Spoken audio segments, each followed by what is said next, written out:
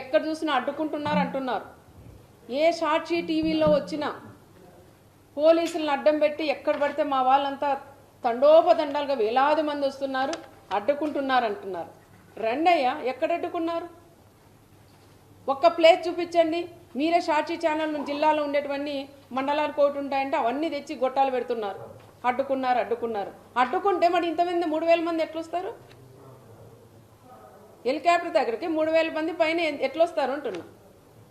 పోలీసే అడ్డుకుంటే ఒక్క వెహికల్ కూడా రాదు. జగన్ దిగాల, పోయి పరామర్శించి బండెక్కి పోయే పరిస్థితి ఉండేది. కానీ ఆ పరిస్థితి లేకోకుండా మా నాయకుడు చంద్రబాబు నాయుడు గారు ఆ విధంగా వద్దు, ఎవరికైనా స్వేచ్ఛ ఉండాలా, రమ్మనండి, బందోబస్తు పెట్టండి, పంపించండి అని గౌరవంగా పంపిమ్మనే మా నాయకుడు చంద్రబాబు నాయుడు గారు చెప్పారు.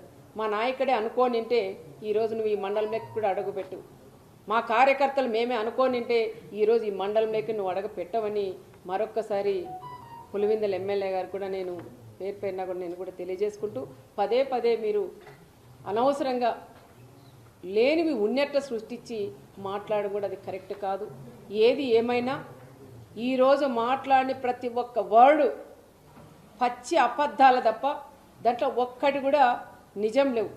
నేనే అన్న టీవీ ఆఫ్ చేయండి, ఎన్ని పచ్చి అబద్ధాలు. ఏదైనా కనీసం దాంట్లో నిజాలుంటే 1% అబద్ధం చెప్పినా 99% నిజాలన్నా ఉంటే చూడొచ్చు. కానీ 99% కూడా 100% కూడా అబద్ధాలు తప్ప దాంట్లో ఒక్కటి కూడా.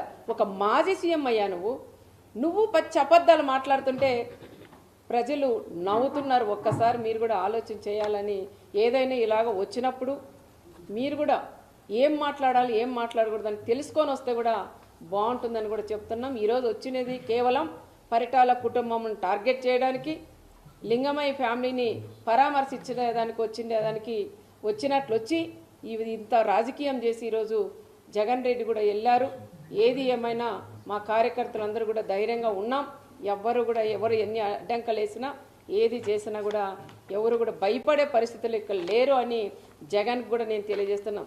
తల్లికి చెల్లికి న్యాయం చేయలేని వ్యక్తి ఈరోజు నా మండలంలో జరిగిన లింగమయ్యకి ఏమి న్యాయం చేస్తారనేది ఒక్కసారి సూటిగానే ఆయన కూడా నేను అడుగుతున్నా.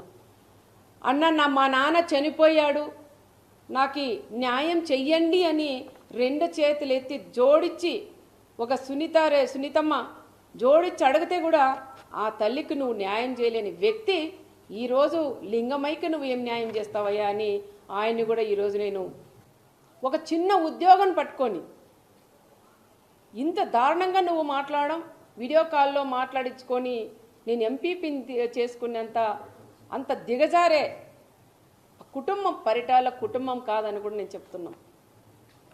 అనవసరంగా పదే చేతగాని మాజీ ఎమ్మెల్యే చెప్పిన మాటలు నువ్వు కూడా నువ్వు కూడా పేపర్లు తీసుకొని చదవడం అది కరెక్ట్ కాదు. ఇక్కడ ఏం జరిగిందనేది ఒక్కసారి తెలుసుకోవాలని కూడా చెప్తున్నాం. మరి ఈరోజు పదే పోలీసులు కూడా చేస్తున్నారు. ఒక ఎస్ఐ అండి, ఒక బీసీకి సంబంధించిన ఒక ఎస్ఐని ఆయన ఎందుకు టార్గెట్ చేస్తున్నారో అర్థం కాల. ఆయన పదే ఒక మాజీ సీఎం లెవెల్లో ఉండే వ్యక్తి ఒక బ్రోకర్ అంటాడు, ఒక ఎస్ఐ వచ్చి మన వీడియో కాల్లో మాట్లాడించినామంటారు. మన ఆ ఎస్ఐ కూడా ఎన్ని కష్టాలు పడుకొని చదువుకొని తల్లిదండ్రులు కూడా ఎంత కష్టాలు పెట్టి చదివించుంటారు. ఒక ఎస్ఐ అయితే ఎస్ఐది ఏముంటుందండి, పై స్థాయి వాళ్ళు ఏం చెప్తే చేసేవాళ్ళు. ఆ ఎస్ఐని ఏదో రకంగా ఆ తోపు చెప్పిన మాటలని విని ఆ ఎస్ఐని ఏదో రకంగా సస్పెండ్ చేయించాల. నీ గవర్నమెంట్లో ఉన్నాడు, 5 ఏళ్ళు ఆయన పక్కన పెట్టేశావు. మళ్ళీ ఈ గవర్నమెంట్లో ఆయన కరెక్ట్గా జాబ్ చేస్తుంటే ఈ రకంగా మళ్ళీ వీడియో కాల్లో మరి ఒకరితో పలికించు. నువ్వు ఒక అబద్ధం చెప్పేది కాదు, వీడియో కాల్లో మాట్లాడిచ్చాడు ఎస్ఐ అని చెప్తున్నావు. మరి ఒక్కరితో అయినా మీరు పలికించగలరా? అనవసరంగా మీరు పోలీసుల మీద కూడా పోవడం అది తప్పు అని చెప్తున్నాం.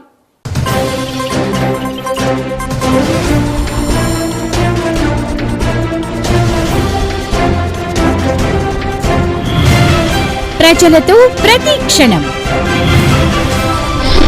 మీ చైతన్యం టీవీ.